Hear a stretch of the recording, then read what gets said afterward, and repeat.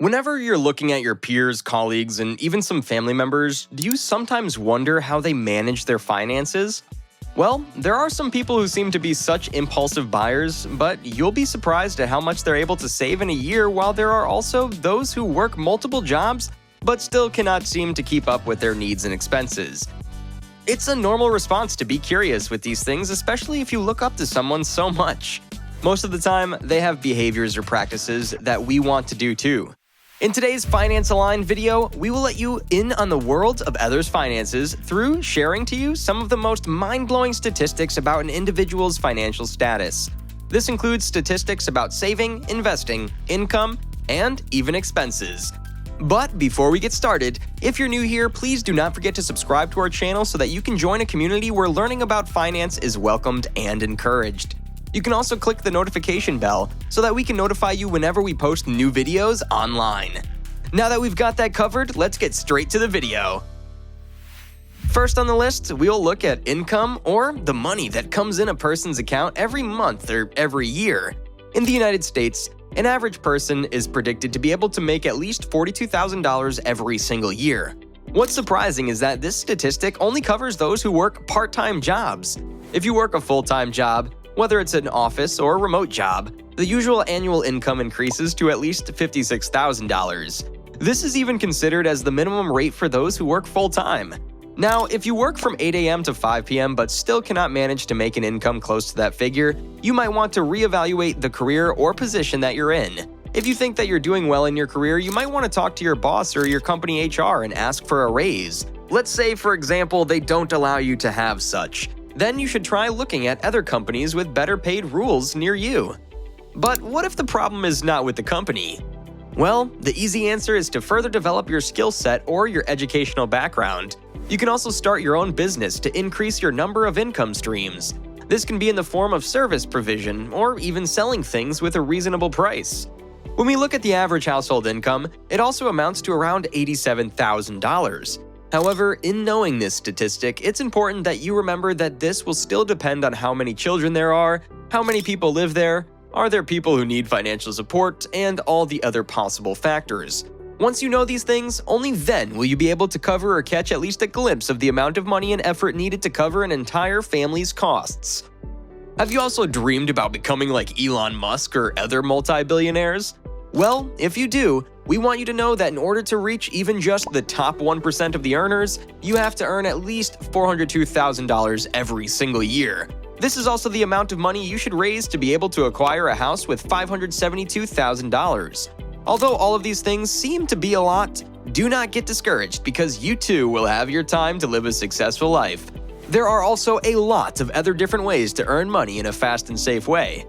Coming up to the next fact, did you know that the average net worth for American families in 2019 was around $748,000? Before the Great Recession, the average net worth for families in the United States was steadily increasing. However, during this time, it decreased drastically. Good thing that during 2019, it started rising higher again in a consistent manner. If you're interested in the 2022 information, a copy of this data is already available through the survey that the Federal Reserve conducts every year for the families in America. Then, studies also found out that the conditional average value of financial assets owned by families in 2019 was around $363,700.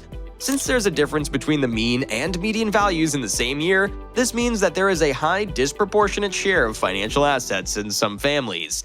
In addition, those in the lower half of income distributions had an average stockholding worth of only $55,800. An average of $1,505,200 was earned by the top 10% of earners. 2019 saw a $373,200 conditional average stockholding value. The proportion of money saved to available income is known as a person's personal savings rate. The personal savings rate in 2020 was the highest on record at 13.7%. New Yorkers were judged to be the greatest at saving money according to a survey of 5,000 people that included 100 respondents from every state. They invest 14.5% on average of their income in savings or investment accounts. People typically hold $17,135 in savings or investment accounts. With over 40% of families in the top income decile owning a small, mid, or large enterprise, business ownership is more prevalent as income rises. In 2019, about 13% of households had a privately held small business. In 2020, mortgage interest rates in the US reached a record low. Both the 30-year fixed rate and the 15-year fixed rate reduced to 3% and 2.3% respectively. According to a survey of 8,000 American workers, even top earners may be living paycheck to paycheck. Over 100,000 earners make up about 18% of the population who are living paycheck to paycheck. A $400 unforeseen expense could be paid either in cash or an equivalent by 64% of American adults. Among the 35% of individuals who said they wouldn't be able to pay $400 in cash or an equivalent, many said that they would charge it to a credit card and carry a balance rather than pay it off immediately away, and 12% said they wouldn't be able to afford the cost. Moreover, 60% of unemployed persons with only a high school diploma or less could not pay all of their payments or would be unable to do so if they encountered a $400 charge. In contrast, only 24% of unemployed individuals with a bachelor's degree or higher wouldn't have been able to cover their costs with an anticipated $400 expense. Speaking of being laid off, 64% of black workers who had been let go either couldn't or wouldn't be able to handle a $400 surprise expense. 45% of all unemployed individuals, in contrast, wouldn't be able to pay their expenses and an unexpected $400 payment. So let's look at some financial figures for married couples. Around 82% of married people in 2020 believed their financial situation to be at least okay. The identical response was given by just 67% of single people.